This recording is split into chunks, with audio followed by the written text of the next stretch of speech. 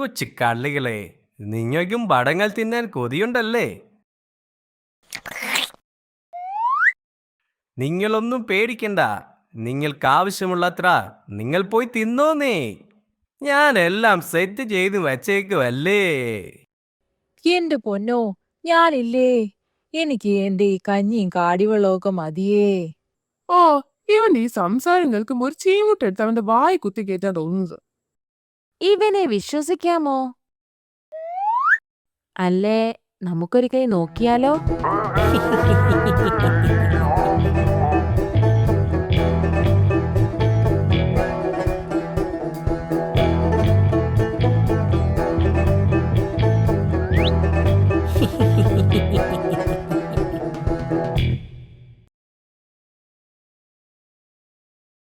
ഓ, ആ സുധാകരന്റെ തോട്ടത്തിലെ പഴങ്ങൾ കണ്ടിട്ട് കൊതിയാകുന്നു.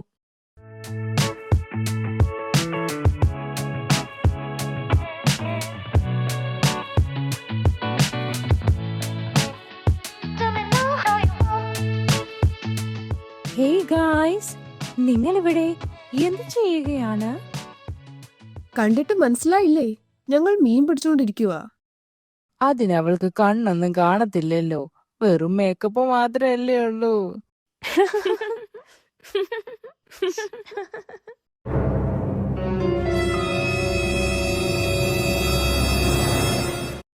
ദേ പെണ്ണുമ്പിള്ളേ, കൂടുതൽ ചൊറിയാൻ നിക്കരുതേ. വയസ്സ് കുറെ ആയല്ലോ. എന്നെ പോലെയുള്ളവരെ ബഹുമാനിക്കാൻ പഠിക്ക ആദ്യം.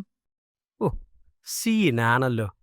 ഇന്ന് ഞാനൊരു കാലക്ക് എൻ്റെ കറവേട്ടാ. ദേ, നിങ്ങൾ സുന്ദരിയൊക്കെ തന്നെ. പക്ഷേ പ്രായമായവരെ ഇങ്ങനെ പരിഹസിക്കരുത് കേട്ടോ. ഭാ, നിർത്തടാ. ആർക്കാടാ ഇവിടെ പ്രായമായത്? ഒരു വലിയ അസോസിയേഷൻ പ്രസിഡന്റ് വന്നേക്കുന്നു.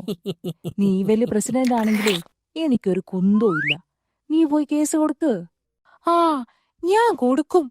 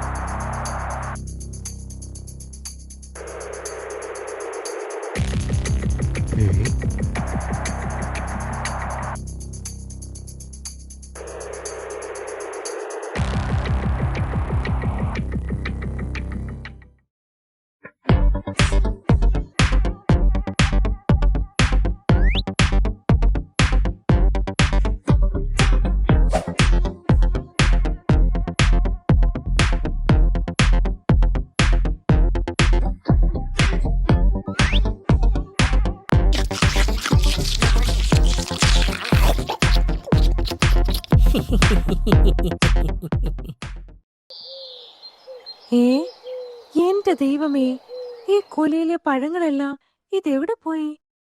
ചേച്ചിയേ, എന്തു പറ്റി? മുഖം വല്ലാതെ ഇരിക്കുന്നു. ചേച്ചിയുടെ സങ്കടത്തിന് കാരണമായവരെ എനിക്കറിയാം. അത് അവര് തന്നെയാ. ചേച്ചിയില്ലാതെ തക്കം നോക്കി അവര് പഴങ്ങൾ തിന്നുന്നത് ഞാൻ എൻ്റെ ഈ കണ്ണുകൾ കൊണ്ട് കണ്ടതാ. എടി ചതിച്ചികളെ, ഈ സുന്ദരി ആരാണെന്ന് കാണിച്ചു തരുന്നുണ്ട്.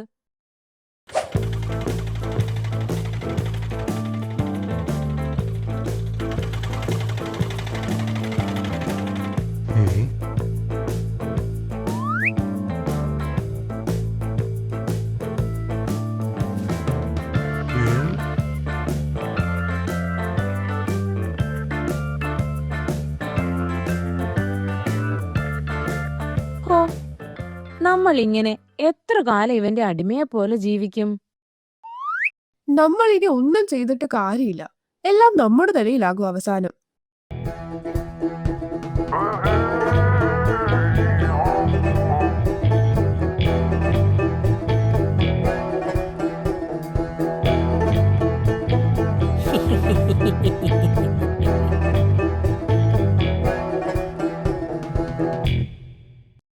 എന്താണ് ഇവിടെ ഒരു ചർച്ച? ഒന്നുമില്ല. ഹും. വിശക്കുന്നുണ്ടോ? ഉണ്ടെങ്കി എന്താ കുട്ടികളെ നിങ്ങൾ ഇങ്ങനെ? നല്ല മുഴുത്ത പഴങ്ങൾ ആ സുധാകരന്റെ പറമ്പിൽ നിൽക്കുമ്പോൾ ഇവിടെ വിശന്നു വരങ്ങി നിൽക്കേണ്ട കാര്യം നിങ്ങൾക്കുണ്ടോ? ഇല്ല. ഞങ്ങളില്ല. അപ്പൊ ശരിയാണല്ലേ ആ സുന്ദരി പശു പറഞ്ഞത്? ചേച്ചിക്കൊരു കഴിവുമില്ലെന്ന്, വെറും പേടിത്തൂറിയാണെന്നാ പറഞ്ഞേ.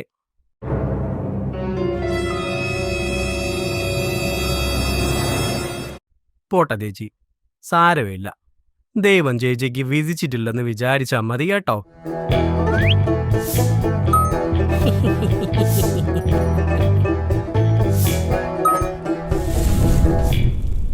അഹങ്കാരി. അവളെ ഞാൻ എന്തോ ചെയ്യാൻ ചെന്നു? അവളുടെ കുടുംബത്തിൽ കയറി ചെന്നോ? ഇല്ലല്ലോ. ആർക്കാ കഴിവുള്ളതെന്ന് കാണിച്ചു കൊടുത്തിട്ട് തന്നെ ബാക്കി കാര്യം.